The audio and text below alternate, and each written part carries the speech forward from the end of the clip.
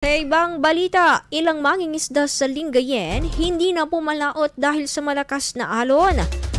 Bakit kaya? Alamin sa ulat ni Idol Dennis Brillante. 104.7 IFM Report.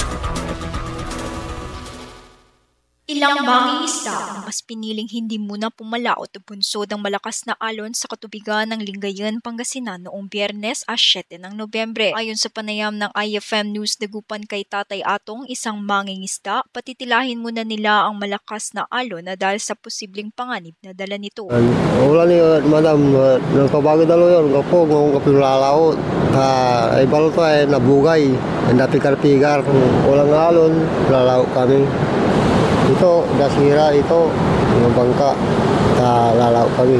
Samantala, ayon sa tala ng DOST Pag-asa, inaasahan na ng maranasan ng katamtaman hanggang sa malubhang lagay ng karagatan sa western at southern seaboards ng Luzon mula Sabado o Linggo. Kaugnay nito, maaga nang nagpaalala ang Pangasinan PDRRMO na maging maingat sa pagpalaot dahil sa maaaring epekto ng bagyo sa lalawigan. Inihahanda na rin ang mga rescue assets at personnel para tumugon sa pangangailangan ng publiko. Kasama mo mula rito sa IFM News Dagupan, ito si Idol Dennis Brillante, Tatak, IFM. IFM News. IFM News. IFM News.